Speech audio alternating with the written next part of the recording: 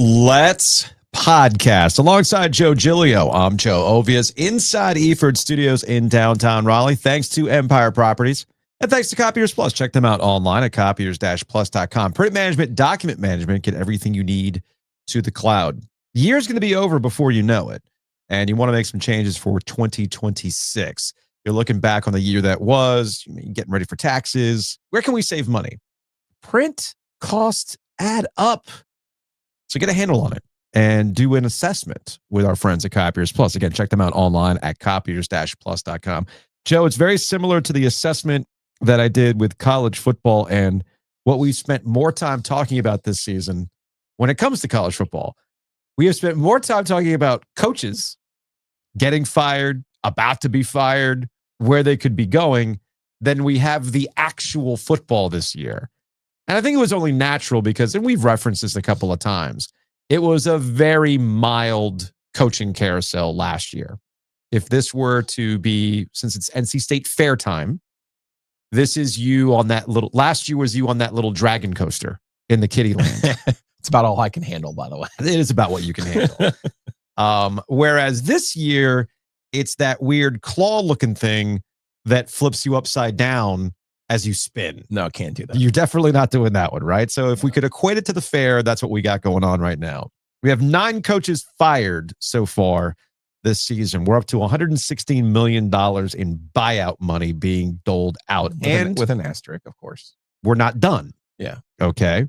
We still have to go over the matter of Florida State and Mike Norvell, Luke Fickell at Wisconsin, Hugh Freeze at Auburn, Mark Stoops at Kentucky, Brian Kelly at LSU. You get some lesser cases like Mike Loxley at Maryland, who's on the hot seat right now. And then you also have the curious ones of, will they see what is happening and trying to find a way out? And I'm looking at 2 jobs in the state of South Carolina. Shane Beamer, who, remember when we talked to David Teal after Brent Pry got fired, we would think, oh, well, no, Shane Beamer's not walking through that door, right? Well, given the way things are going in South Carolina, maybe Shane Beamer wants to revisit that and go back home and restart the clock in Blacksburg. And then we got Dabo at Clemson after a loss at SMU. Not that Dabo's going to get fired, but maybe Dabo's seeing where things are going at Clemson, and maybe it's time for a fresh start and he can go be welcomed somewhere else. So this is all on the table right now. We also have some guys like Mike Elko. We still don't know what's going to happen with Dave Doeren at NC State or Bill Belichick at UNC, which we'll get to in a little bit because we got some interesting press conference audio. But that's kind of where we're at right now. So we're already at 9 coaches fired and more on the way.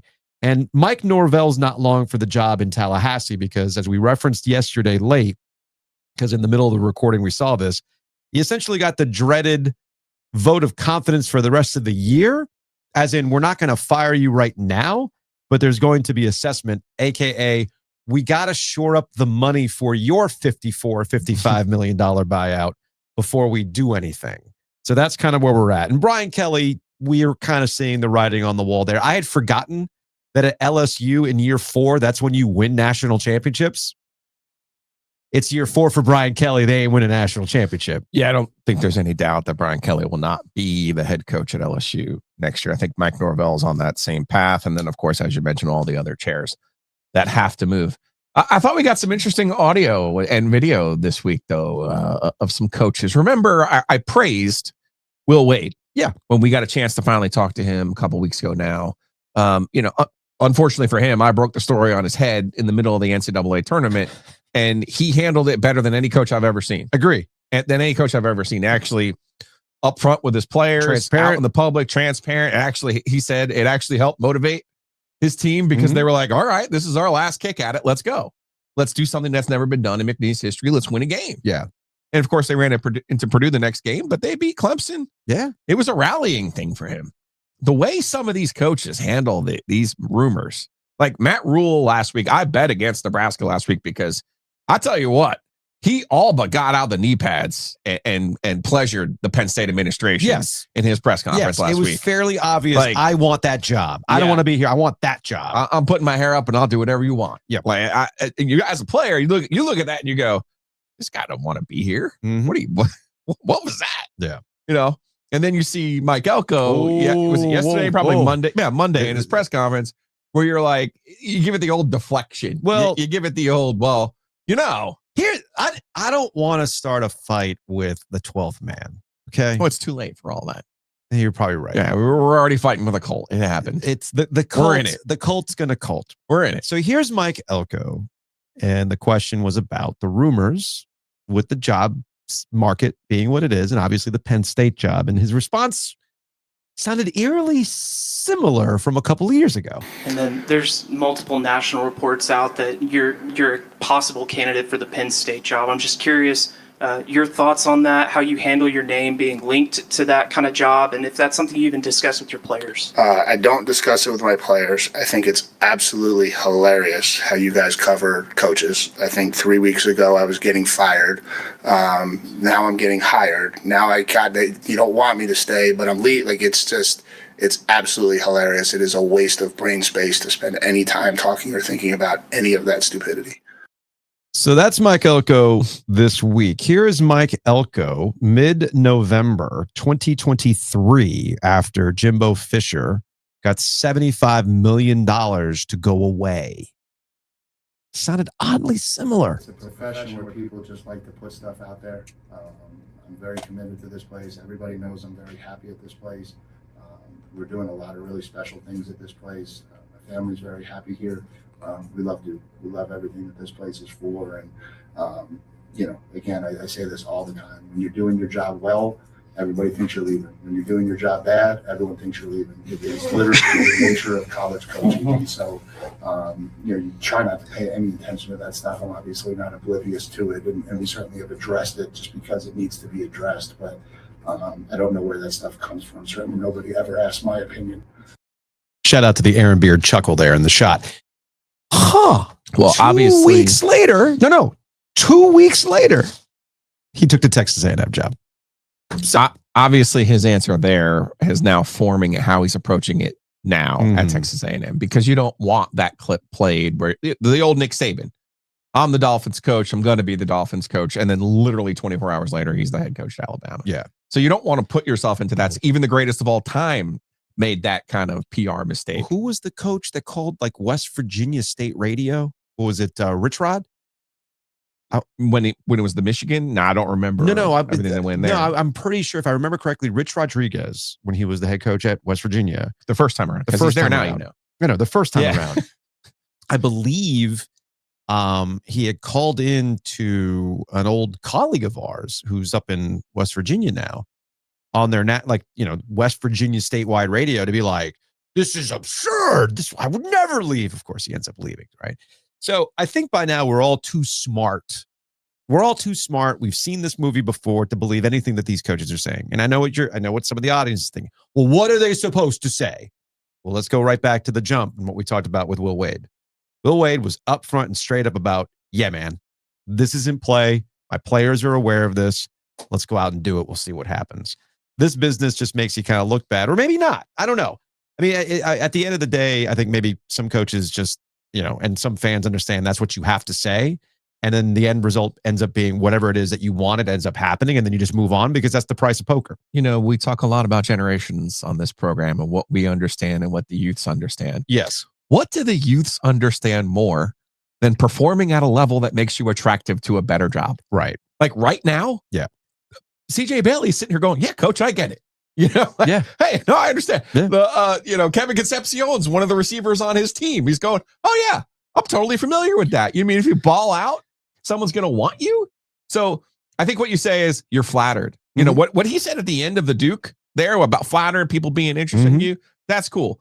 It's tough being in it though, man. This is why Buzz Williams back in the day blocked me on Twitter at Virginia Tech, because everyone knew he was leaving. Yeah. Everyone knew he was leaving. Yeah. I just happen to know because I think we're past the we're well past the statute of limitations on this. His financial planner is from Raleigh, and was like, yeah, he's gone.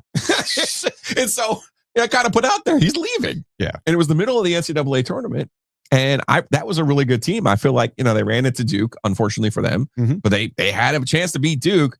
But I really feel like when you're not transparent with your players, honest with your players, it always comes back to bite you. And just look this week at Nebraska and Minnesota. So the Mike Elko stuff is more so, not that Texas A&M fans are listening to this podcast on a daily basis, but it's been funny to me to see the response at the mere idea that Mike Elko would leave for Penn State for a variety of different reasons. It's like, well, we're clearly a better job. And that actually got me to start thinking about, we're once again here reevaluating what are good jobs and bad jobs, or what are good fits, because the easy radio segment, the easy podcast segment, is to go down the list of coaches you thought were going to be the hot shit, ended up not being that. You know, Lincoln Riley going to Southern Cal. Remember, that was like oh my goodness. Going to win the Super Bowl, going to win everything. He's running this thing. How has that played out?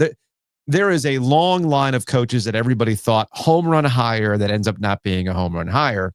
And rather than thinking, I mean, look, we're talking Mike Norvell. Remember, it's a shame that Dimitri's no longer in the building because we were doing OG on business.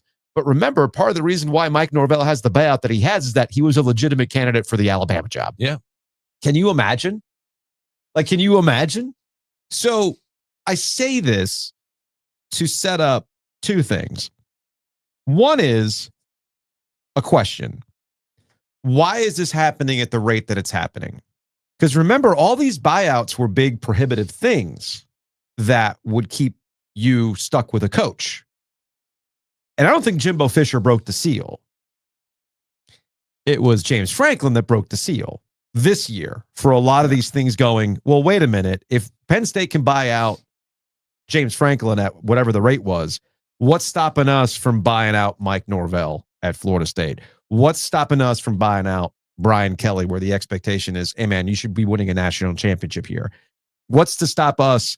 Mark Stoops is a prime example of this too, because the big thing with Mark Stoops has always been, well, you know, his buyout, because he's owed, I think his buyout's funky in that he's owed the money within 30 days. It's not one of these over X amount of years. But again, at this point, you're like, well, if they did it, we can do it.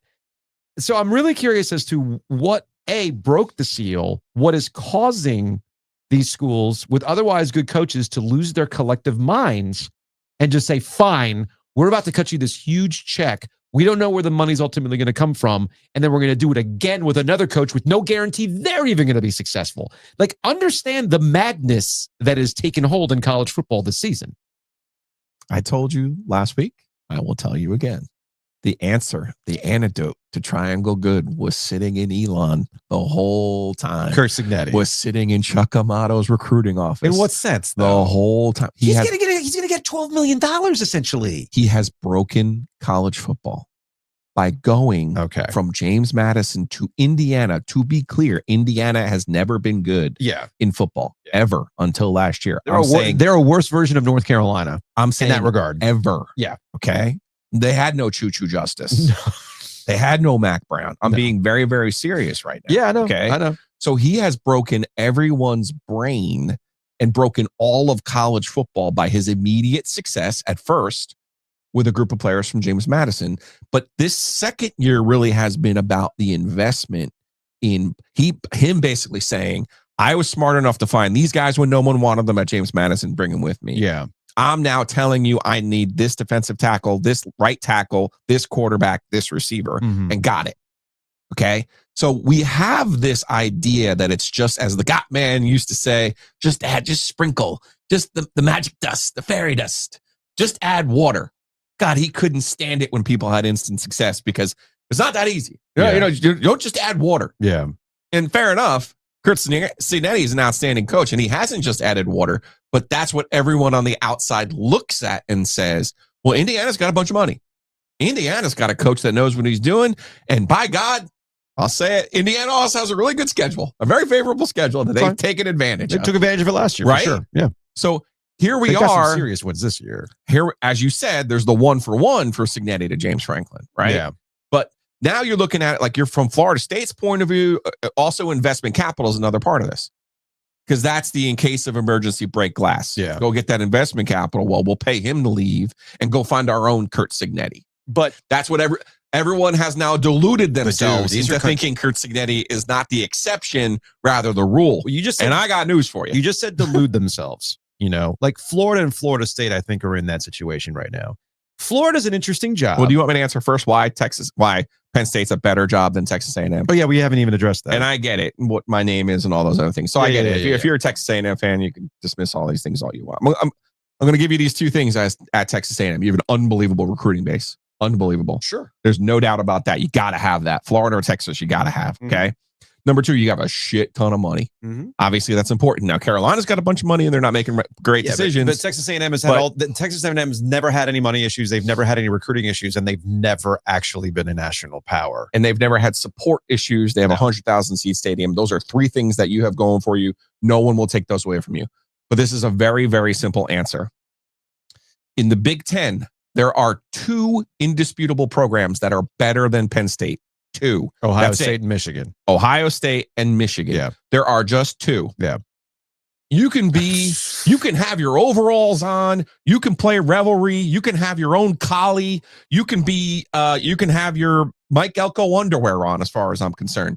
There are indisputably 6 programs in the SEC that are better than Texas A&M, and even now with one in your state, and even with all of those advantages that I've laid out for you, there are 6 in your own conference. Now you don't have to play all 6 every year, and you could be one of 4 like this year, where I think they will get in the tournament as one of 4 teams. Sure, you can do that, but when you go to Penn State and you look up and there's only 2 people in front of you in line, guess what? You feel pretty good about how you can pass those people.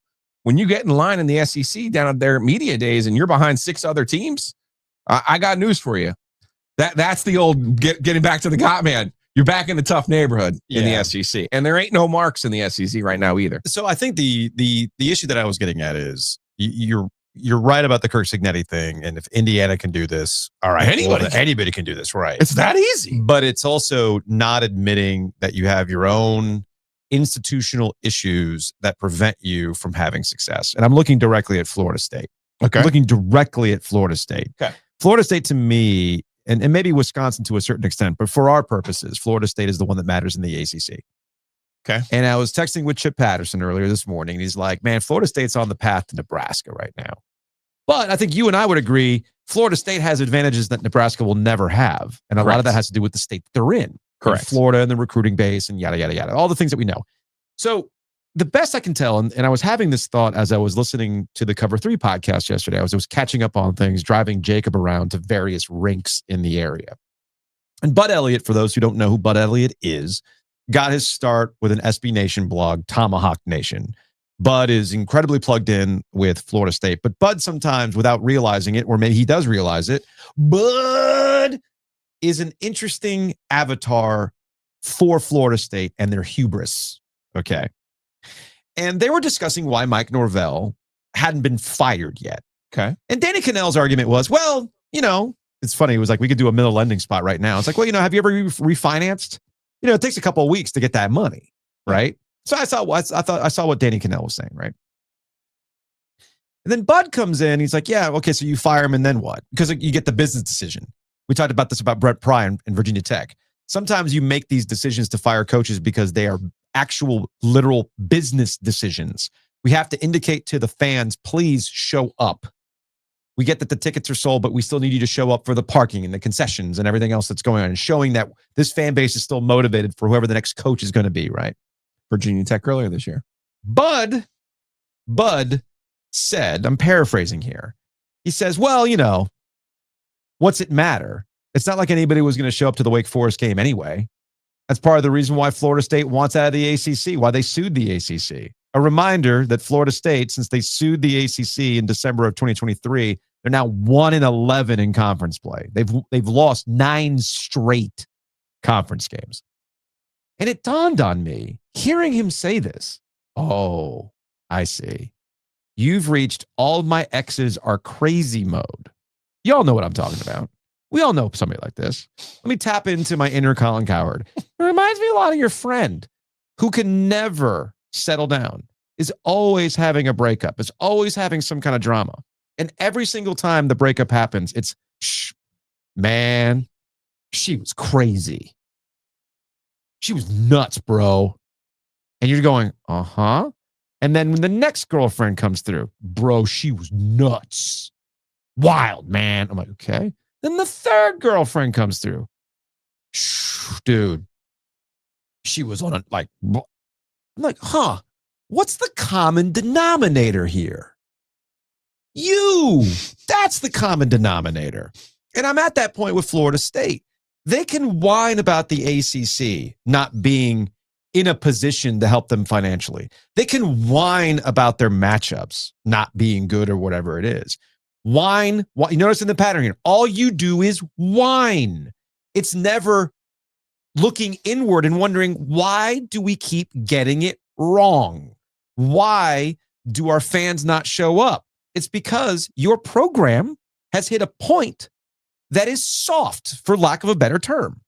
You just don't have it in you to ride it out anymore. And rather than looking in the mirror and admitting, yeah, you know what, we have to make some institutional changes to how we do these things and get with the time, you would rather lash out at a variety of different things and say, well, I mean, it's Wake Forest, so why would we show up anyway? You know what real football programs do? They show up every single freaking Saturday, regardless of the opponent. Say what you want about Clemson and Dabo. They still ride it out. Like, again, we talked with David Teal in Virginia Tech. Yeah, man, it ain't going well. And it hasn't been going well, but they're still going to Lane Stadium and they're still packing it out. Florida State's always looking for an excuse as to why they're not showing up. Well, you know, it's a noon game. I mean, it's just NC State. I mean, who cares?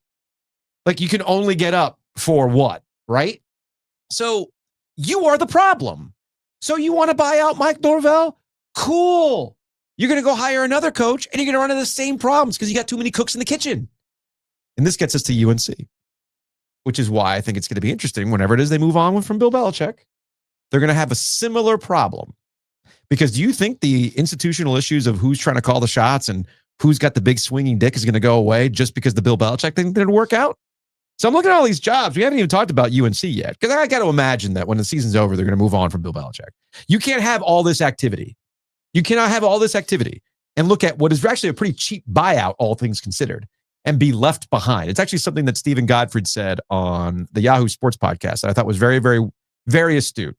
A lot of these things are happening because if you're going to signal that you're really about it, that you're a serious football program, you're making the moves to show it. Penn State, hey, James Franklin isn't good enough for what we're trying to do. Hey, Brian Kelly, dude, you got to win a national championship. Get out. That's our standard. Can't lose to Vanderbilt, man. You also can't lose I to talked Vanderbilt. to our guy Arch yesterday, and I was Oh, buddy. I was like, it's over, isn't it? He's like, yeah, he goes, trust me. You can't be LSU and lose to Vanderbilt. So I'm looking at this with UNC and Bill Belichick, and if they're still of this mind that we cannot be left behind, that we still have to signal to the SEC or the Big Ten or whoever it is or whatever's next in college football, you can't sit here and go, oh, you're going to have another year of being a joke? All right, well, then you're not really all that serious about football. And that's why UNC will eventually have to move on from Bill Belichick. Now, where they go from there is anybody's guess. It depends on whether or not the adults in the room get to make a decision, or if it won't be Bubba. And it won't be Bubba. I mean, Bubba will obviously have some sort of input on this. He'll have some sort of input on this. Okay. And just like that with Florida State, you know, something that Bud said, it's like, is Mike Alford going to be the one who makes the next hire at Florida State? Or are they going to let this thing run again through the boosters and go crazy? We don't know. So all of this is to say, it is a wild ass college football season, not because of what's going on in the football field, but what's going on off the field. And there's so much complexity and so much shifting landscape that you can't really say definitively how things are going to play out at any one of these schools. If you're Texas A&M, you cannot sit here and say, I know that Mike Elko is going to be here next year. And I'll wrap this point by saying this. Do we know if Dave Doeren is going to be done this year? You already know my thoughts on this. Do we know? The reason why I bring that up is because it could be such a crazy ass offseason that do you really want to be hiring a coach in this environment? They were never trying to hire the same coach as Florida State, Penn State, and I'm all not those getting schools at that. anyway, though. I'm talking about as the trickle-down effect happens. I get what you're saying. I know the two people they could hire. They're not in the running for James Franklin. I get that. Yeah. They would not be going, hey, Brian Kelly, enough of that LSU stuff. Why don't you come on down? I know you lost here in a hurricane. Let's make this work. Notre Dame. Right? Well, there's the Win Notre it Dame out. connection. Maybe Remember that's Carolina. remember when Maybe Mark- Carolina hires Brian Kelly. Remember when the Mark Stoops thing was like a hot thing? I think he was connected. Mark to. Stoops is the reason that Mike Elko left Duke and went to Texas A&M because he turned down Texas A&M. So here's Dave Doeren yesterday. He was asked, and they're finally off their open week. They've got Pitt this weekend. 2-0 against Pitt. Here's JC Zembel aggregated this off of the Zoom call, and Dave was asked about his relationship with Boo Corrigan, the AD at NC State. Yeah, I mean, I have a lot of respect for who I work for, and Boo does a great job leading this athletic department. I think we see things eye to eye. I understand the expectations and what this program's supposed to accomplish year in and year out. And sometimes we meet those goals, sometimes we fall short. He understands how hard we're trying to get that done. And we fight for him. We fight for all the people at this university and all the fans. But ultimately, I understand this business too. It is a results business, and it's crazy to see all these mid-season or even early mid-season decisions that are being made with so much football to play. But I'm thankful to work for, somebody that understands there's a lot left on the table. And this is a group that has a great culture. They love being around each other. They're fun to coach. And he sees all that. He's behind the walls seeing it. And I know he's the one that's got to take the heat from the outside. But Boo's a strong man. He believes in what he believes in. He's got strong convictions when it comes to how he leads. And I have a lot of respect for that. So that's Dave Doeren yesterday at the press conference. Zen Dave. Yeah, you have been calling out Zen Dave. Zen Dave. Is he Zen because he knows he's not going anywhere? Or is he Zen because maybe he's made a decision? Why is he Zen, Joe? Well, it's 13 years. I mean, you'd like to think after a certain amount of time you've learned from different things, yes. Right? I think that's part of it. Yeah. It's definitely a big part. And by the way, good answer, because he did a very good answer. There have been times before where that would have gotten to, what do you mean? We're playing Pitt. I don't have time. We're on to Pitt. I can tell you what's going on with Pitt, but I mean, look. So that's a lot of progress and growth from him giving that type of answer. If I'm wrong, I'm wrong. I'm simply saying you had me in the first half, Joe. You had me convinced. Okay. You had me convinced. And now I'm going on vibes. I know what you hear, but now I'm going vibes mode. I'm going back to what I know. Sometimes you read the room and you wonder, I don't know, man. I could see them just sitting still and sitting this one out because it's too crazy. It's just too crazy. Yeah. I don't think that helps you. Okay. We'll see what happens. You just said it before. What's that? If you're being serious and trying to show people that you're serious. Yeah. Everyone did this last year, by the way. Auburn, Florida. Oh, making decisions. They all were like, hey, man, we're going to, and I get whatever ruling, there's a ruling. But a lot of them were like, no. Let's just give them another chance. Let's give some more money and see what happens. If you can't coach. That was the context there was coaches actually having deals reworked. Yeah. So they could actually divert that money to Oklahoma State did that. Yes. But yes, you do get to a point where sometimes you just can't coach. Well, Dave can. He can. It's undefeated against Pitt. We'll see what happens on Saturday. Housekeeping. Big thanks to Enovana. Check them out online at enovana.com. If you have mess inside your mansion or trash in your cabana, get it clean with Enovana. We've been happing up OG Light. Got to remind people that OG Light is available at a variety of different places. You can get OG Light at P Street Market in downtown Raleigh. You can get it on draft at the Rialto. It's spooky movie season. Enjoy an OG Light while you're watching a spooky movie at the Rialto. You can also get it at Beer Study in Durham. Durham. I believe it's still on tap at Raleigh Times. Longleaf has it as well. Butcher's Market, select locations. So it's a bunch of different places. Go check it out. Go find OG Light. Also, Mikey P has added some things to the secret stash. Is this a bigger Stormy? You could say he's thicker. Stormy. Yeah. There we go. So we've got a I'm trying to see. I'm gonna have to buy one of these, actually, all things considered. Look at that hog. I know that hog's pretty damn funny. So the secret stash is the OG.shop. The OG.shop. We don't talk about the secret stash because it's a secret stash. There's a lot of weird things on the secret stash, man. If you happen to go there and you find a hat that you like, go ahead and buy it. You see this weird looking pig thing that might be related to a hockey team. Yeah, man, go check it out. Go check it out. It's all there on the secret stash. TheOG.shop. Again, that's TheOG.shop. Nothing secret about Chris Brassfield Accounting. You don't need secrets. You need everything out there up front, I's dotted, T's crossed when it comes to your money. And Brassfield Accounting can do that for you. Go to brassfieldaccounting.com. In Homer, Alaska, he's a fractional CFO. So if you are a small business and you got a handle on your main thing and you want to keep it your main thing, hire somebody to handle the finance aspect of it because that's their main thing. And they could be your fractional CFO, especially if you're in the world of government grants and you're taking some money in that regard. A lot of documents you got to make sure that are like legit. So go to brassfieldaccounting.com and find out more. Big thanks to Mosquito Authority and Pest Authority. Check them out online at bugsbite.com. Yes, it is now fall, a little crisp in the air, but we still have that like last gasp of heat that comes through. Make sure the mosquitoes are done for before we start getting the frost, and also start thinking about things inside your house. You can bundle and save at bugsbite.com. Day number 2 of the Rowback collection. Yesterday I had the brown shacket. Today I've got the gray shacket. Good combo. Excellent combo. Depending on how the weather, I might break out the new Ready crew neck. Super comfy. Whoa. Need some colder weather for that. All sorts of new stuff that they're dropping. New quarter zips, new hoodies, new shirts like this. They even have a shirt jacket with pockets, which is pretty money. All of that is at rowback.com. Check them out online. Rowback.com. RHOBACK.com. Use that promo code OG20 if you haven't yet. Heck, it's holiday season, right? You want to look fresh for your Thanksgiving dinner, holiday parties, all that stuff. Those Rowback polos are versatile, let me tell you. Also, let me tell you about NC Grill Rescue. Speaking of holidays, look, summer's over. You got your tailgating, all that kind of stuff. But here's the thing. Pretty soon, you're going to be entertaining people, whether it's Thanksgiving or Christmas.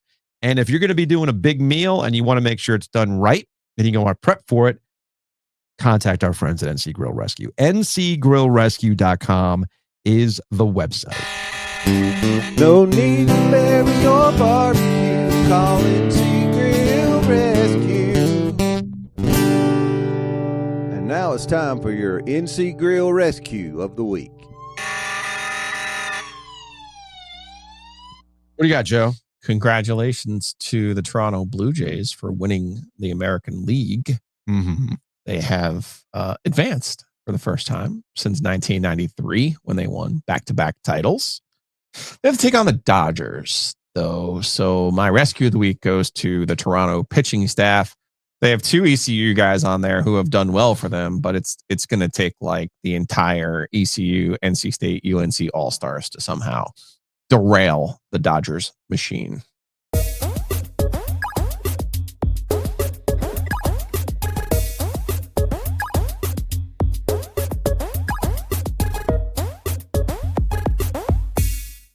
Joining us on the Heister Automotive Group hotline is, I got to imagine, very sleep-deprived play-by-play, Carolina Panthers play-by-play, Anish Shroff, also on ESPN. Man, you had a hell of a weekend. Friday night in Berkeley for UNC Cal, and then going to New York to watch the Carolina Panthers finally do it. Get to a winning record for the first time since 2021. It's exciting times in Charlotte, Anish. It is. And, listen, the Debbie Downers of the world will say, well, it's the Jets and they're 0-7. I go back to the fact, like, it's not really about the Jets. This was about the Panthers learning how to win on the road. And, the most encouraging sign in these last 3 games, and really if you look at, 4 of the last 5, including the win against the Falcons, this is a team that has won in different ways. Atlanta, you saw special teams really drive the ship in that game, and the defense made some plays. The offense had great field position throughout the game. New England, we saw what happened. Miami, they showed the ability to battle back from adversity. I thought from Dave Canales' point of view, 17-0. Hey, we're going to stick with the run because we feel we have something here. You saw a team grow up there. Dallas, we knew how great Dallas's offense was, and they went toe-to-toe offensively with Dallas. They really managed the last few minutes of both halves really well, and then it was defense against the Jets, and I think that's the sign of an ascending team. Yep. Are they there yet? No, they're not there yet, but the fact that they can win in different ways is something we haven't seen in the last few years. It's interesting. You bring it up from like a Debbie Downer perspective. What I would say, and what I warn Panthers fans who want to listen to this podcast or care to listen to this podcast, is that I hope, regardless of what happens this season, understand that any win by the Panthers will not be followed by a discussion about the Panthers and what you just laid out. Right. A win by the Panthers, it's, well, what's going on with Mike McDaniel and Tua Tagovailoa as that's unraveled down in Miami. With the Dallas Cowboys, we know the deal. Oh, Jerry didn't talk after the game. What does that mean? So these wins usually come in the form of what's wrong with the team that they just beat, more so than what are the Panthers doing right. And I'll give the Panthers credit. I will admit that I was wrong about this. Good teams take advantage of what the other team presents to them. Okay, so the Jets are winless and they don't have a really good offensive line. Defense was the thing that carried them through. The Dolphins have a terrible run defense. All right, well, Rico Dowdle's going to go off in this game, and he did the same thing against Dallas, not so great against the pass. That, to me, is Dave Canales and the team understanding what they have to do to win and executing, and they deserve credit for that. Again, it comes down to it's not about you. It's about us. And This is a team that's trying to build and trying to put in its culture and all those cliches that you hear. But winning 3 in a row, winning on the road, this was a big deal for Carolina. It's something they hadn't done. And again, I think you can point to, well, they've got this thing going on. They've got this thing going on. I mean, if Buffalo, for some reason, were to beat Carolina and Bryce Young doesn't play, is it about Buffalo getting back on track? Or is it, well, they didn't have Bryce Young, right? Like you can play that. You could play those chips any way you want. I mean, the Panthers were down 3 starting offensive linemen from week 1. Going up against the Jets. They were down 2 offensive linemen the previous 2 games. So there's a lot of that, and I think you can kind of spin the tale in whatever you want. You can kind of grasp at the narrative from the angle that you want to see it. But I think, again, from the Carolina perspective, things are moving in the right direction. Things are pointing up, and they've won 4 out of 5. And then this Sunday sets up as one of the bigger regular season games they've had in recent memory. Anish, here's something for you to ponder on your next cross-country flight, because it really will require a lot of time and a lot of brain flexibility. If the Panthers had not traded what they traded for Bryce Young, and if the Panthers had just taken Bryce Young with, like, I don't know, the 8th pick, what would your evaluation of Bryce Young be here in year 3? Well, one, I don't think he would have been there at 8. Valid. See, I mean, required a lot of brain flexibility. And I'm not trying to be inflexible. Pick a number besides number 1 overall, because we all have an expectation of what number 1 overall looks like, particularly in Charlotte, when the mold that you have is Cam Newton. The one thing I will say is when you look around the league, you're familiar with the stock market term dead cat bounce. Yeah. You're seeing a lot of that with young quarterbacks who essentially were given up on at some point. Daniel Jones is having a renaissance in Indianapolis. Remember? Yeah. The Panthers beat the Giants. They cut Daniel Jones right after the game last year. Yeah. Geno Smith, Sam Darnold, Baker Mayfield. We're starting to see that, like, Bryce is 24 years old. And I kind of get it that we live in a world where, like, is he the guy or is he not the guy? And if you don't have a hot take and you don't have some binary absolute to determine who he is or what he is in this moment right now, the entertainment value goes away. I'm kind of like, he's 24 years old. I know it's a wishy-washy answer. There have been signs. Maybe you want to see more, but I still think you might have to let this play out a little longer. Yeah. I mean, I think if we just take that, I know it's a really big portion to take out of it. Yeah. Again, because of Cam Newton, because of who you get compared to, it just feels like, to your point, I mean, I think he's had his moments, right? Let's do a 1-for-1 when it comes to Bryce Young, because you're looking at what's happening with CJ Stroud. Yeah. Where you go rookie season for rookie season, you get the FOMO. Right? Everybody's freaking out about, oh, we should have taken him. Look what's going on over there. But you see what happens when a franchise doesn't necessarily put the right pieces around and build off of that. And I think that's always been where the Panthers are. Can you put the right pieces around? And that's why there was so much riding on Tet McMillan. That's why everybody's so excited about Rico Dowdle and a couple of weeks as he's had, It's and how nature people, nurture. yeah, Nature so nurture. do you have a defense that can hold up a score? That's the other thing too, which they've had to put all those pieces together. So I guess what we're getting at here, Anish, is you have to win to prove that what you're doing is right.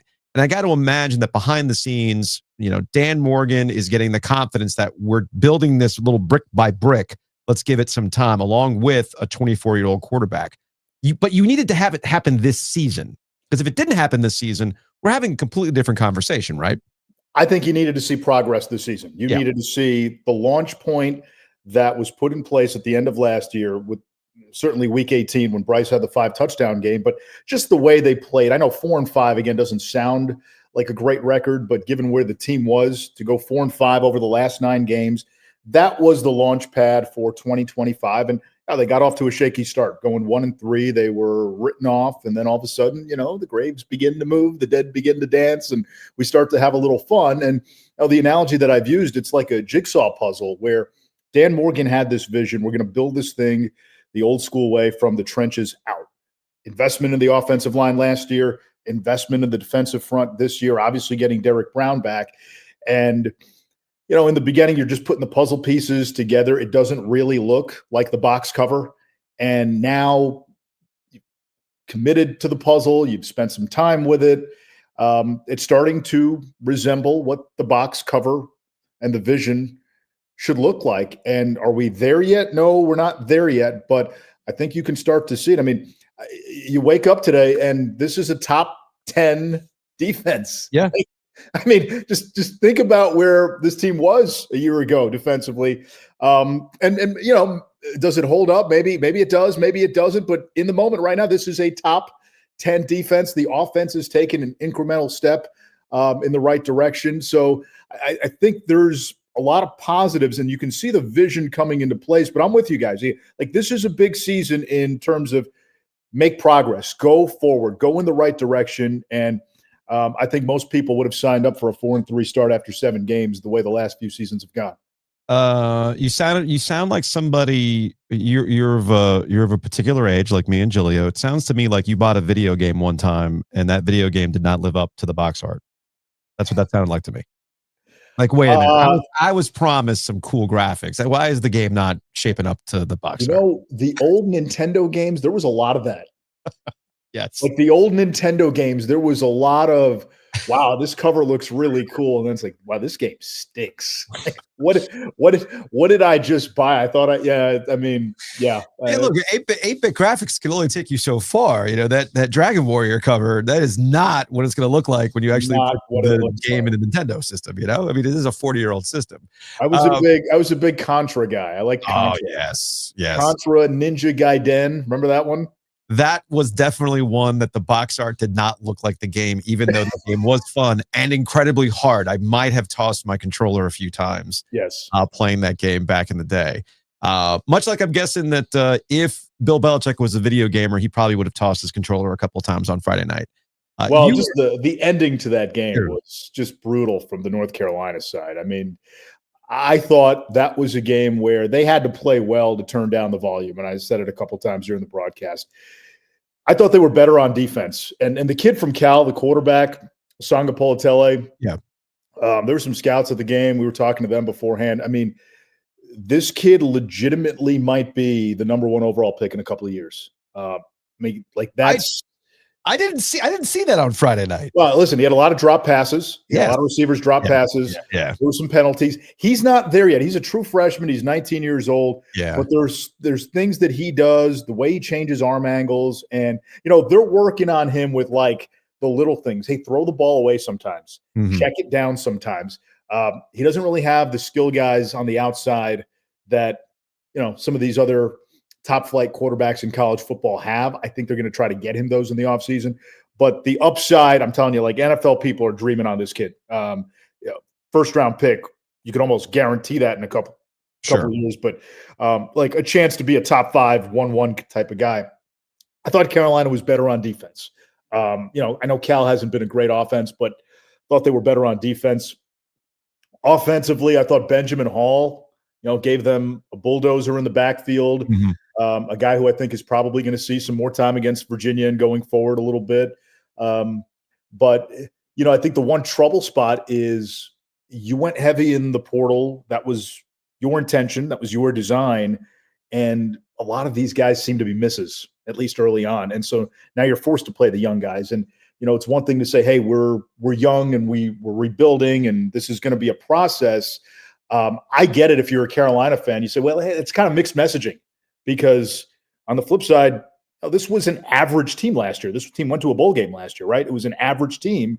And you made the conscious decision to essentially hit reset, gut the roster, bring in your guys. And, you might have some promising freshmen and younger guys in there, but a lot of the transfers, it just hasn't worked so far.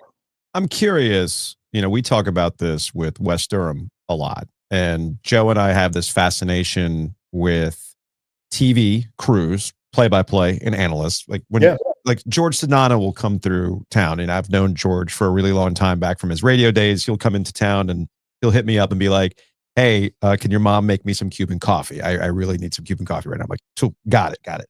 So we chat, right? And it's one of these things where it's like, you guys have a level of access that the normies like me and Giglio just do not get anymore. And I'm bringing this up just for context purposes so people understand your job, why you get that access so you can do your job on television. Sure. And so I'm not asking you to betray anything that's said in confidence, but what I'm asking you is, how did you find the week of prep going into the Cal game when you talked to UNC compared to, say, other college programs that you've been around for a long time? Because there's a lot of noise around UNC right now, but how was it for a game week? Yeah, it's kind of funny. We've sort of gotten used to it this year because early in September, we had Tulsa, Oklahoma State, which happened to be Mike Gundy's last game. And then we had Oregon State, and you had Trent Bray kind of dealing with the same thing. And then he ended up getting let go a few weeks later after they lost a tough one. Wait a second. The Reaper seems to be the Carolina Reaper to the play-by-play man now. Anish. Hang on. That's not what I'm getting at. The point is Hang on. We've dealt with programs that have a lot of noise. And again, I think, with North Carolina and with Belichick, I think, the one thing that we did have is Belichick's a big lacrosse guy. And there's two guys on our crew who are big lacrosse guys. Paul Carcaterra has known Bill for a long time. Yeah. He's, done events for him. He's emceed his charity event. And so we essentially spent the first 15 minutes of our call with Belichick talking lacrosse. You call lacrosse games. You know the deal. Yeah. And then his son, Steve, played at Rutgers, who's the defensive coordinator. So try to break the ice that way a little bit. But I also think you kind of know going in, there's certain schools, they will tell you more than others. And, Bill Belichick's not going to give state secrets to us. And so what we got, and again, this isn't, revealing anything that I didn't reveal on the air. We got a lot of what was said to the press on Monday. He doubled down. He doubled down and said, we're improved. We're progressing. Which is what he told the media on Monday. And, we brought that up on the air. And I even pressed him and said, specifically in what areas? And he said everywhere. Okay. And so there seems to be, again, internally, this confidence that things are moving in the right direction. And if we stick to the process, the results at some point will match the process. Now, I think if you're a fan, especially in the age of social media and instant gratification, it's like, well, where are the results of that? I think, you got to, 6 more games or whatever it is to see how that play out, 5 games or whatever it is. But they seem very adamant, like this is going in the right direction. We're progressing in the right direction. And I'm curious to see what happens against Virginia. Then I'm curious to see what happens when we have them again in a couple of weeks at Syracuse. I mean, someone's got to believe in what you're selling. Yeah. If you don't, you're in trouble. Well, listen, I think from our standpoint and your standpoint, right, as the media, you have to have skepticism on everything these guys tell you. I always kind of look at it, when we're on these coaches calls, right, or we're on, at shoot around talking to a coach for basketball or any sport. I always go back to the why. Why are they saying this? Yeah. Why are they telling you this? How much of this is real? How much of this is stuff that they want you to be a mouthpiece for them? And I think if you don't have that level of cynicism, at least to a certain degree, it's hard to do the job. All right, walk me through the travel. When did you get to Cal? So when do you leave Thursday. Cal to get to New York and everything else? Like, how does this all work, man? Yeah, so Thursday, flew out to Charlotte to Cal, got in early evening-ish. Took a little jaunt around the Cal campus, which was unique. Very, very Asheville-y, but okay, like a more muscular Asheville, if you catch my drift. Yes. There's you roll down your windows, and the wind blows back your hair, and man, you get hit with all the feels, if you feel me. No wonder you were so chill on the broadcast. No wonder. So you drive around Berkeley, and it's got a uniqueness. It's not the SEC, folks. It's not the SEC. It's not close to the SEC. It's not close to most of the ACC, but it's unique. It's interesting. I'd never been there before, so I kind of wanted to go around. So we do our production meeting that night with North Carolina, and then we do the game on Friday. By the time we get back to the hotel, it's about 11:30, 11:45 Pacific time.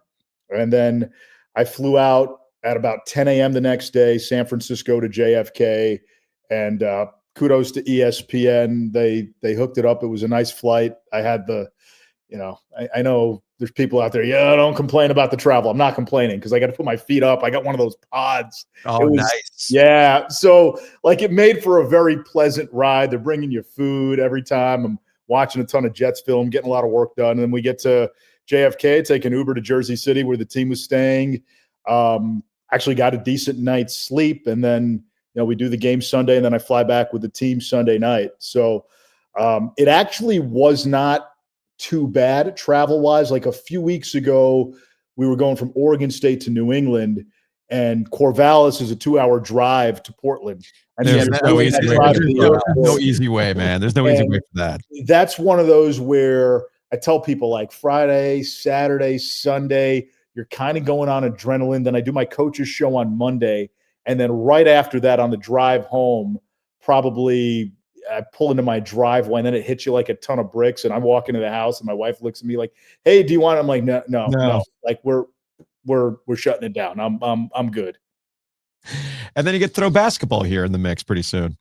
Yeah, but again, I love ACC basketball, and I'm hoping that this is the year where the league can kind of get back on track.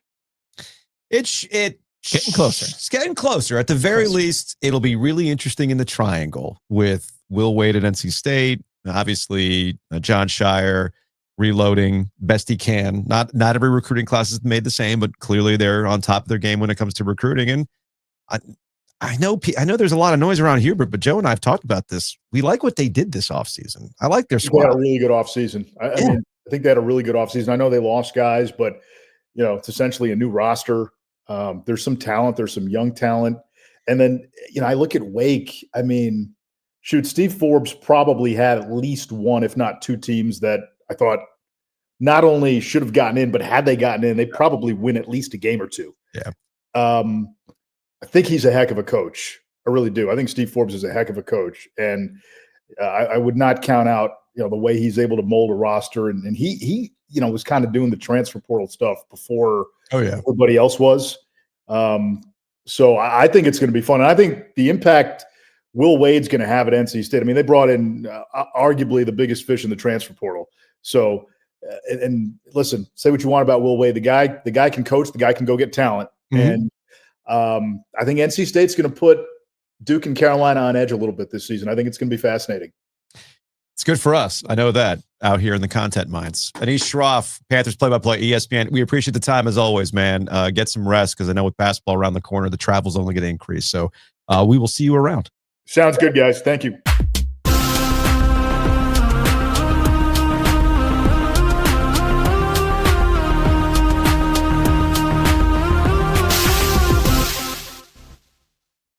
That was a fun conversation with Anish. You might be having some conversations about holiday plans. get it catered with our friends at the Butcher's Market. Whether you're running an office and you got to do an office catered party, or you're having family coming over for Thanksgiving and you don't really feel like doing a lot of the cooking, hey, Butcher's Market can handle it for you. So check them out online at thebutchersmarkets.com. Again, that's thebutchersmarkets.com. Same goes with our friends at Two Roosters. If you're having look, Halloween gets bigger and bigger every year. Maybe you're having a bunch of kids over for a Halloween party. One way to keep the kids happy, not just like burgers from the Butcher's Market, but ice cream from Two Roosters. They got cakes, they got treats, they got pints of ice cream, and they have fall AF flavors right now. So go to tworoosters.com today, check out their rotating flavors, and hey, have the ice cream ready to go for the kids who need even more sugar this month, because the candy isn't enough. They need more. Go to tworoosters.com. Big thanks to Miller Lending. We were talking earlier about how do you finance all these things. I wonder if any of these universities have reached out to Miller Lending about refinancing various items on campus to see if they can shake a few dollars free to go pay a coach. I don't know. Maybe you don't need to pay off a coach, but you need to do a home remodel. Miller Lending can help out with that. Check them out online at millerlending.com/theog. Again, that's millerlending.com/theog. No closing costs. What does that mean for you? Well, the rate is the rate. There's no games. There's no gimmicks. The rate that's available now is the rate that you're going to get. If the rate fluctuates, let's say it comes down in the next 6 months and you want to refinance again, awesome. It's not going to cost you anything. You can just refinance. That's why paying closing costs to get a slightly lower rate doesn't make any sense. The math doesn't math on that. Typically, people refinance about every 4 years. Funny thing, it takes about 8 years on average to break even on that rate that you just bought down. So again, the math doesn't math. Stay flexible. Use our friends at Miller Lending. Go to millerlending.com/theog or call them directly at 919-447-3377.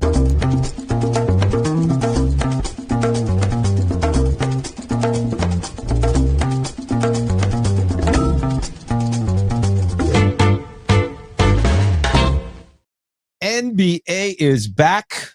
And there's somebody else from the NBA who is back tonight, which we'll get to here in the lightning round. But to get you hyped for the season, DraftKings Sportsbook, an official sports betting partner of the NBA, is the place to bet on NBA stars this season.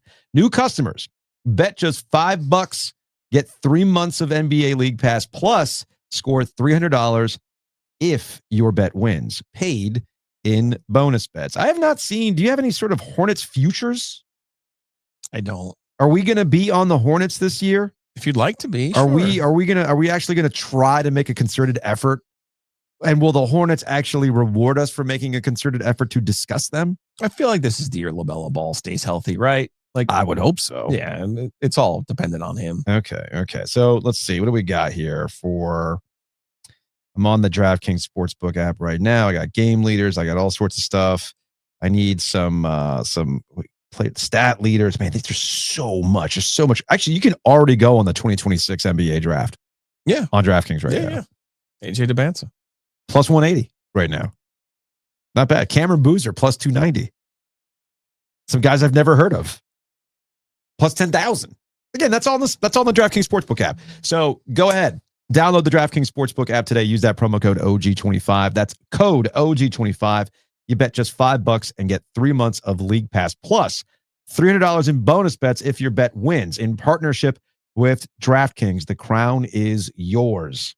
You don't want me to read it? No, play it. Fine. Gambling problem? Call 1-800-GAMBLER. In New York, call 877-8-HOPE-NY or text HOPE-NY 467-369. In Connecticut, help is available for problem gambling. Call 888-789-7777 or visit ccpg.org. Please play responsibly. On behalf of Boot Hill Casino and Resort in Kansas, pass-through of per-wager tax may apply in Illinois. 21 and over. Age and eligibility varies by jurisdiction. Void in Ontario. Restrictions apply. Bet must win to receive bonus bets which expire in 7 days. Minimum odds required. NBA League Pass auto renews until canceled. Additional terms at dkng.co/audio. Limited time offer.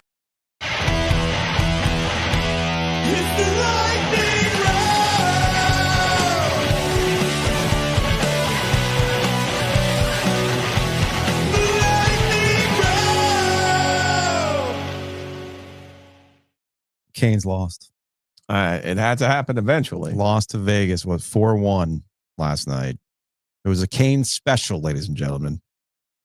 Freddie and In what net. sense? Power play was bad. Hmm. I stayed up for a little bit. That I game watched the last first night. period. I think they what 0 for 4 on the power play last night. Right now, the story of the Hurricanes after you get past the 5-0 start. There's a couple key storylines that people are honing in on. You have the start by Seth Jarvis, awesome. You have Ehlers finally getting a point. He got the second assist last night on their one goal. So all right, cool, got that. Check that off the box. You got goalie health. They put Freddie in net last night after Bussy had done the job the last 2 nights. Okay, cool.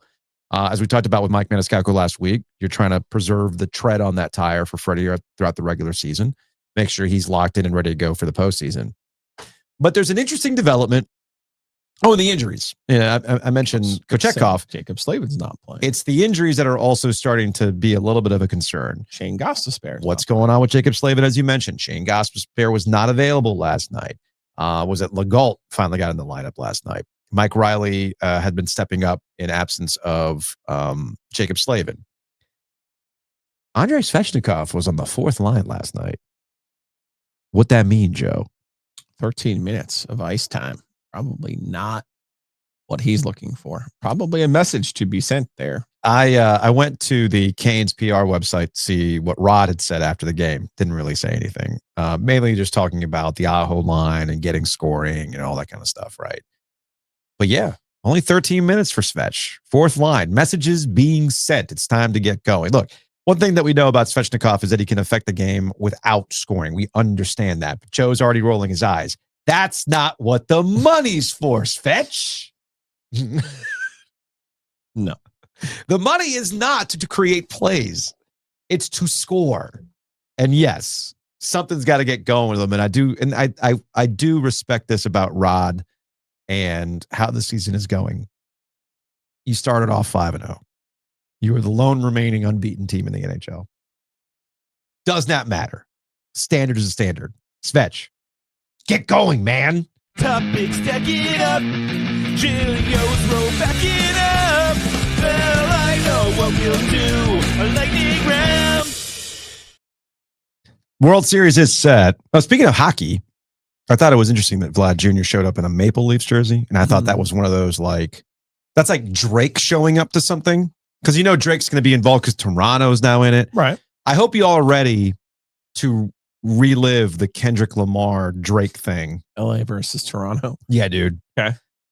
My guess is that whoever is the Dodgers Stadium DJ will be playing a Kendrick Lamar set list every single time to try to stick it to Toronto. Okay. So you got that going on. This is the Dodgers to lose, right? I know you mentioned the grill rescue thing, but I have just a sneaky suspicion that we're to get this thing back to back, which is yet another Drake reference. You mentioned back to back earlier with the Toronto Blue Jays. When Drake was sticking it to Meek Mill back in the day, he did a freestyle called Back to Back, and it did feature a Toronto Blue Jays homage in the release. So if the Dodgers go back to back, I wonder if Kendrick, who we haven't really heard from since the Super Bowl, I wonder if he's got a little pop out in him, another pop out in him. If the Dodgers stick it to the Blue Jays and he does his own back to back, just things to think about. Dodgers bullpen can be had. The Blue Jays' real path, obviously, is to continue to be excellent at home. Yes, thanks to their advantage with their hitting machine that I like to call the glory hole. They're going to need to continue that. Excuse me. It's not a technical term, but they have a pitching machine that emulates the other pitcher's motion, and the hole itself moves. So it's not just it's not a static point that releases a ball at you. The ball moves. It's called a glory hole. That's what I call it. It's called something else. Okay. It's called something else. Okay. It has a technical term, but you project the player onto the screen. So it's like you're facing Shohei Ohtani. I see. So you're getting his full motion, his full release point. And then obviously with TrackMan, you have all of the data that tells you spin, drop, velocity, all of those things. So, they've really kind of gotten onto something. It's really one of the reasons they are excellent at home. They're an outstanding hitting team in particular at home. The question really is, if the Dodgers win with Blake Snell and Tyler Glasnow, just forget it. And then that's really been their formula for the last 2 months. They stumbled during the regular season, played with their food. Snell and Glasnow have been outstanding for them. Then you throw in Yamamoto going complete game against the Brewers. Right. Obviously, Shohei having just an unbelievable Haley's Comet-like performance in Game 4. So the Blue Jays have their work cut out for them, but if they can get into the Dodgers bullpen, they'll have a chance. I feel bad for you because every World Series game starts at 8:00. Yeah, I don't love my chances of seeing too many of these. So think of the children, Joe. You got to think of me and the children. Think of the children. That's why you love the wild cards, why you love divisional play, because there's just baseball on during the day. Yeah. Won't somebody think of my bedtime? 8:00 for every single one of these games? Brutal. There are many topics for lightning round today on OMG. I suppose I should be thankful they're not 8:00 local time. Yeah, that would be 9:00 for the Blue Jay games and 11 for the Dodger game. Yeah, that would be brutal. Michael Jordan will be on NBC tonight. That's right. The round ball rock from John Tesh, Pac Pro. It's interesting. NBC is basically going straight for the nostalgia catnip for NBA fans. So we're going to have a throwback to NBA on NBC. It's the first time in 23 years the NBA has been on NBC, which, yes, you've referenced the John Tesh thing. But basketball, we're here. Okay. But Chris Collinsworth was on with Up and Adams, with Kay Adams, that podcast. And he kind of like spilled the beans on what exactly we can expect out of Michael Jordan. Here's the quote. I'm sure it's all a big surprise, but it will be a deep dive into the brain of Michael Jordan, as if we already haven't had one of those. He's going to have this segment, right? Is that enough of a tease without giving it away? And he continued to talk about, he suggested that Jordan's collaboration with NBC would allow him to hold court from within the friendly confines of home, perhaps while seated in some chair from whence arose, and I took it personally meme, right? It's going to be kind of like that. These things are filmed. And I think it's going to be done with Mike Tirico. And my thought is the John Tesh thing makes sense. The John Tesh, that is something that you associate with NBC, and it is a classic. It is a banger. It is universal. It will live on forever. That's the beauty of music. Okay. Music is forever. I'm at a weird point wondering why NBA coverage is so insistent on talking about how things used to be with people that don't like the modern product. We already have this with inside the NBA. What exactly is Michael Jordan going to bring to the table other than reminding you, man, I was Michael Jordan? Well, basketball, amazingly, is the only sport that has not gotten better in the last 25 years. If you ask people from the 90s, every other sport, Shohei Ohtani, you see it. The Usain Bolt, you see it. Pick a sport, any sport, everyone's gotten golfers, better. All that stuff. Golf, right? Absolutely. Everyone's gotten better. Everyone's evolved. Everyone's gotten bigger, faster, stronger, better, except the NBA. So maybe that's what Michael Jordan's role will be, to tell us that. How many more Michael Jordan stories can we take? Oh, because this is your wheelhouse, which I don't quite understand. And it's like after The Last Dance 5 years ago, I mean, we got it all, right? He did a great job of telling the mostly definitive story. Certainly of that last year. Not his career, but that last year. I mean, how many different ways are we going to be taking? How many different ways are we going to be taking it personally? Well, I hear what you're saying. There are strong Tom Brady vibes to Michael Jordan. There are, but there are still some stories out there. Like, I do love the Mac Tarjai story. Okay. About how he was trying to get into some club that Michael Jordan was in. Yeah. And allegedly Mac Tarjai didn't know who Michael Jordan was when he was at some like summer pickup game at Carolina. Yeah. And it was basically like, oh, motherfucker, now you know who I am? Right. Oh, okay. Funny, huh? There's the time we saw Bird and Jordan embrace after that playoff game between the Pacers, who Bird was coaching. And, right. Like, if they do that correctly, they can make it work. I do believe that. I think there's probably more out there than you think. We'll see. Okay. Maybe he sits down with Anthony Edwards and is like, hey, man, look, I had a big time in Atlanta. We beat the Hawks. I went to this club. Right. Well, that's the thing. It's like I've made the joke before. I'll make it again here. It's like there's an old Saturday Night Live bit with Chris Farley where they're in line for a movie. Now, if we're going to go 90s, let's just go 90s, right? And the bit is that Farley's in line for a movie and he sees a famous person. And he builds up the courage to like talk to this famous person. And it just basically boils down to, hey man, remember that time that you like did this role and like you did this? Man, that was awesome. The one he's about Paul McCartney. Paul McCartney was the one, right? Hey, remember that time you were like in the Beatles?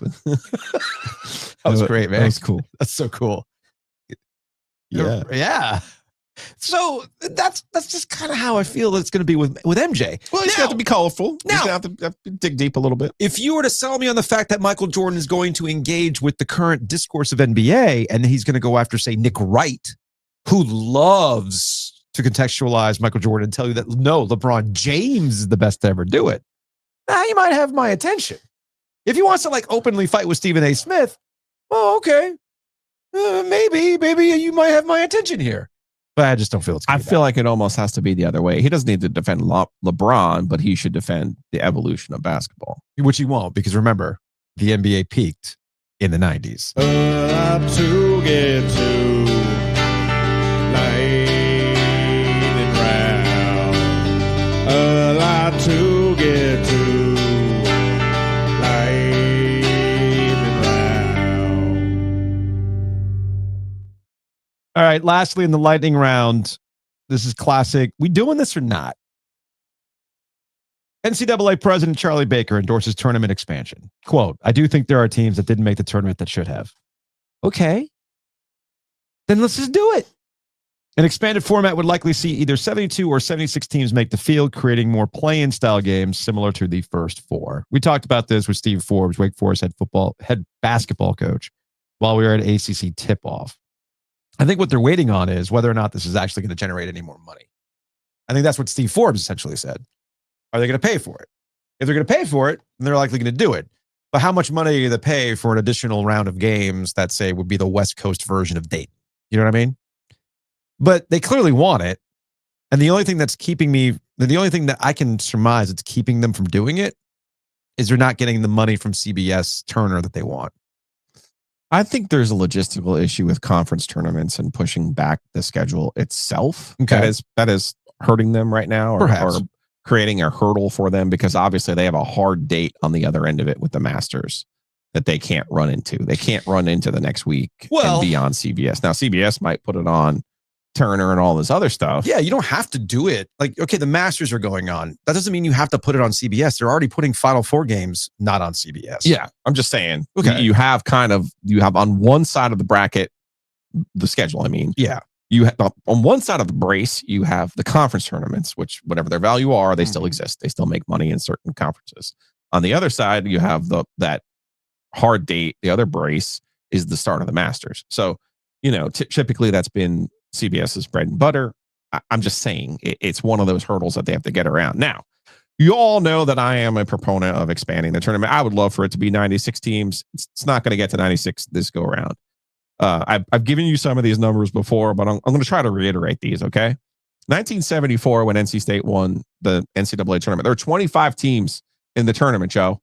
So from 74, we go from 25 to 32 to 40 to 48 to 52. In 1983, when NC State won it, there was 52 teams. Yeah. Then in 1985, we get to 64. So from 74 to 85, we go from 25 to 64. Now, I get it. People didn't cover college basketball the way that they do now.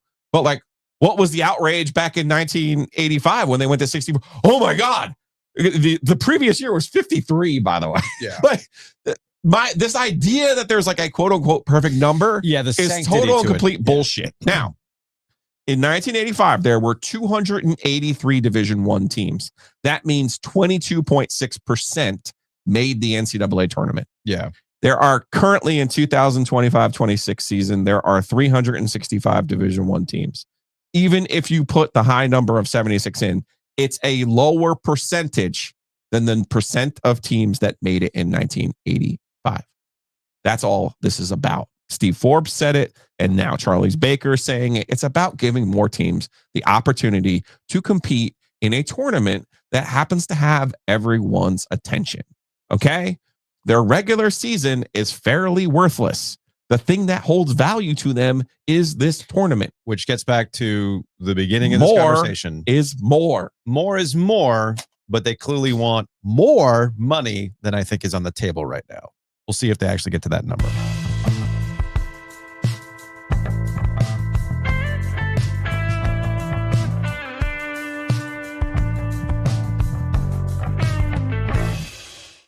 I get it. You've been staying up. You've been watching some Carolina Hurricanes games on the West Coast. You're tired. I know what you need. Let's take a break. Let's take a hockey break. Brought to you by Happy and Hill. You need an Almond Brothers. Yeah, you do. That's what you need. That's what you need. That's what you need is a pick-me-up. So head on over to Happy and Hail. Better yet, download the app today, order online, and schedule a pickup, and you can just grab and go about your day. Use the promo code OG25 on the Happy and Hail app for 25% off your first order. Again, that's the Happy and Hail app. OG25 is the code. Or maybe you did a chili cook-off judging round at the Ring of Fire for Matt Davis and the crew at State Farm. And you need to take it easy after you ate all that chili.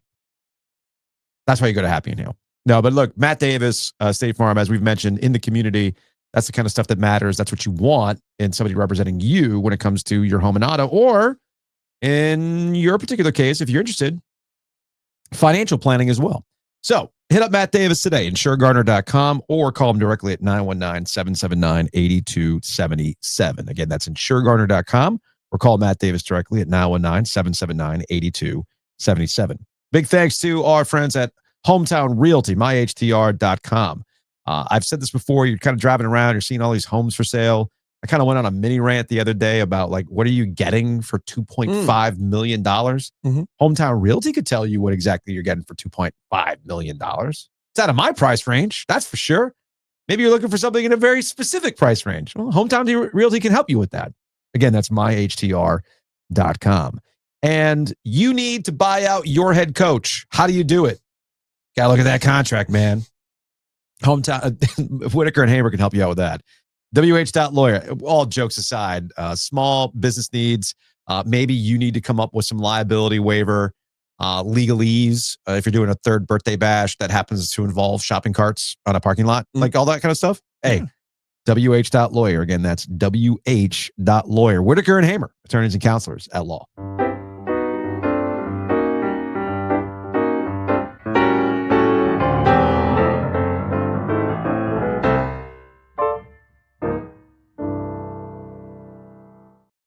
All right, let's get out of here with some Hey Joe. Let's make this segment a follow-up to our friend Jack Kadis.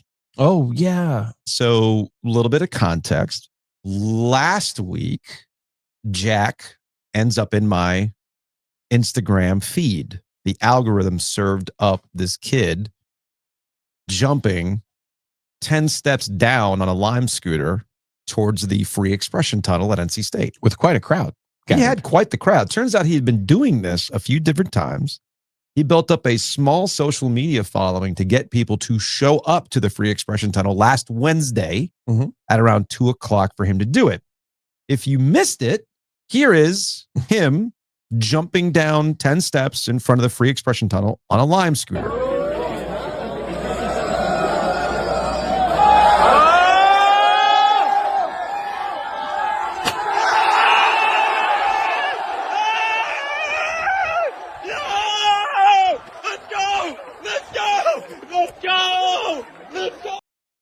Pretty impressive. Very college. Very dude. So we talked to Jack last week. I had him in studio. And I was like, yeah, man, that's like, why? He's like, why not? I'm like, all right, totally get your brain patterns on this one. I warned him, though. I said, hey, man, hey, you gonna do this again? He goes, yeah, I'm gonna make another jump. I'm like, all right, cool. I said two things to him. I said, hey, man, number one, please wear a helmet. Okay.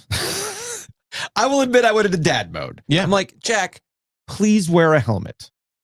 I also said, I don't know if I would announce it. Oh. Because the block is hot now. People know you're doing this. You drew a crowd to the free expression tunnel. Something tells me your next announcement will draw a bigger crowd And something tells me that NC State campus police probably do not appreciate a kid taking a Lime scooter and jumping it down 10 steps. I know for a fact, that Lime is not happy about this. Correct. I have a source that told me chances are he would get banned from using Lime scooters. Of course, I pointed out to this source, so what's stopping him from creating another account? He's like, not the point. The point is he's going to get banned. So looks like he announced he was going to do it Monday. Yesterday. Okay. He was going to do this yesterday, Monday. He announced he was going to do it. And he had a freaking crowd, dude. Here is from Jack's Instagram account. All the people who showed up. Now, he's in a Speedo. Word of warning, if you're watching on YouTube, he's in a Speedo. You had people all sitting there at the Free Expression Tunnel. People started to gather. They started to climb up, and just kind of check things out. And this was going to be a big deal, right? He was going to make another big jump while he was in a Speedo. I hope he was going to wear a helmet for this. So there he is. There's Jack with a bunch of people getting ready. Well, as I predicted, campus police showed up and he was given a citation for trespassing. Here's the clip. Take up charges for second-degree trespass. Foot on NC State University property until next year at this date. Next year at this date, I will read NC State University will arrest you for second-degree trespass. Yes, sir. Okay. I need you to put on your clothes right now, and then you are going to be trespassing immediately. Okay. Now put your clothes on. Please. Actually, hey, very secure about it. But you gotta leave. You gotta leave. So let's go ahead and grab your thing. Okay, go. Put your shirt on and then leave. Just go. I want to go. Wherever you come to go. Whichever way you think it would walk that way. They're doing construction. I don't know why the campus police officer was so insistent on putting clothes back on. He was in a Speedo. Yeah. Let him walk around in a Speedo. He had a suit on for the first jump. Yeah, the first time he had a suit on. Yeah. So if the audio wasn't so clear, essentially the campus police was telling Jack, you're getting cited for trespassing. You are not allowed on NC State's property for a full calendar year. Been banned. You have been banned. An actual ban. Not a Jordan Hudson ban. An actual ban. So you cannot come back on campus. If I see you back on campus, you will be arrested. Okay. Hey, man. Here's your warning, essentially. There's probably a fine in there. Salute to Jack. Do you want to pick up the fine? No. I mean, how much could the fine be?